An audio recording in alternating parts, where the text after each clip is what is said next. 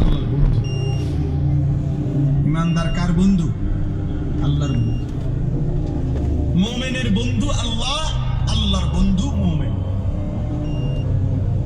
এজন্য তাফসীরের মধ্যে আছে ইয়া আইয়ুহাল্লাযীনা আমানু, হে ইমানদারগণ। এই কথার আরেকটা অর্থ হলো হে আমার বন্ধুগণ। আল্লাহ বলছে হে আমার বন্ধুরা, বন্ধুগণ, হে আমার বন্ধুগণ। আল্লাহ তাআলা বলছে কোরআনুল কারীমের মধ্যে 89 বার, 8, 9, 89 বার আল্লাহ তাআলা এই শব্দ দিয়ে আমাদেরকে ডাক দিয়েছে, হে ইমানদার, হে আমার বন্ধু। একবার দুইবার না ভাই, 89 বার। কোন মা যদি একটানা 89 বার তার সন্তানকে ডাকে, এরপরেও যদি সেই সন্তান মায়ের কাছে না আসে, এই সন্তান কি পরিমাণ বেয়াদব। কোন বাবা যদি তার সন্তানকে 89 বার একটানা ডাকে, সেই সন্তান যদি বাবার ডাকে সাড়া না দেয়, কি পরিমাণ বেয়াদব। তো আল্লাহ তাআলা রব, মহান মালিক, আমার সৃষ্টিকর্তা, আমার শরীরের প্রতিটা বিন্দু বিন্দু যার ইশারা, এক সেকেন্ডের নিরাপত্তা, আমাদের বেঁচে থাকার অধিকার, সুস্থতা, স্বাভাবিকতা। প্রতিনিয়ত যারা অ্যাক্সিডেন্ট হয়, কেউ কি নিজের ইচ্ছায় অ্যাক্সিডেন্ট হয়? কথা বলেন না। প্রতিনিয়ত যারা মারা যায়, তারা কি নিজের ইচ্ছায় মারা যায়?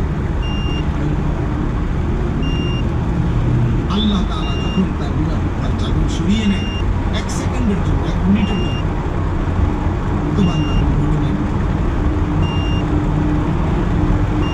এই জন্য প্রতি মুহূর্তে আল্লাহ তাআলা 24 ঘন্টা আমাদেরকে পালন করছেন। 24 ঘন্টা আল্লাহ তাআলা নিজে বলছেন ইন্না রাব্বাকা লাবিল মিরসাদ, নিশ্চয়ই তোমার রব কঠোর নজর রাখছেন। একদম কঠোর, এক সুতা, এক বিন্দু। আল্লাহ তাআলা বলেন তুমি 1 সেকেন্ড একটা নিঃশ্বাস মানবা, আমার নজরে ধরবে। আয়াহসাবু আল্লাম ইয়ারাহু আহাদ। আল্লাহ বলে আমার বান্দাকে জিজ্ঞেস করো, সে কি এটা মনে করে তাকে কেউ দেখে না? কি ব্যাপার, আমরা কেউ মনে করি না ভাই? আমরা কি মনে করি যে কোনো একটা ঘন্টা এমন আছে, সপ্তাহের একটা দিন এমন আছে, রাতের একটা সময় এমন আছে যে সময় আল্লাহ আমাদেরকে দেখে না? এমন ঘন্টা কখন, এমন সময় কখন, এমন সপ্তাহ কখন?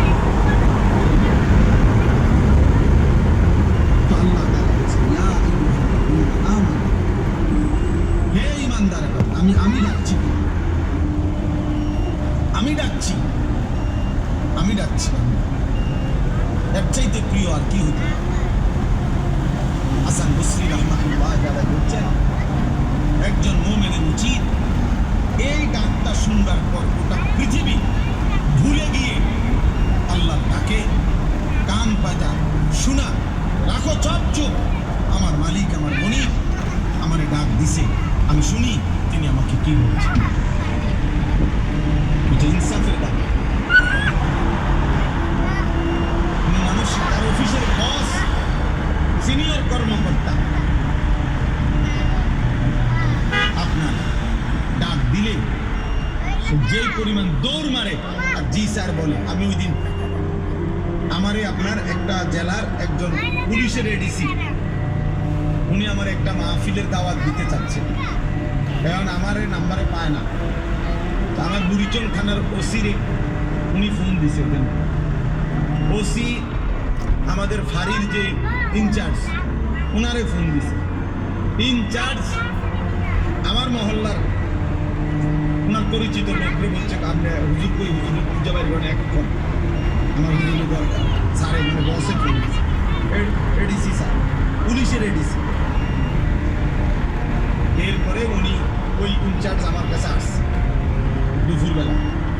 আমি দেখলাম বেচারা ওই স্যারের সাথে যে কথা বলতেছে, জি স্যার, জি জি স্যার, জি জি স্যার, জি হুজুরকে পাইছি স্যার, পাইছি স্যার, জি জি স্যার, জি স্যার, আপনি কথা বলেন স্যার, স্যার আমি বলছি স্যার, স্যার মানে আমি বললাম আরে ভাই আপনি থামেন, আমি আমারে বলতে দেন, আমি শুনি স্যারের লগে আমি কথা বলবো। দেখলাম উনি জি স্যার কইতে কইতে ওনার জান শেষ।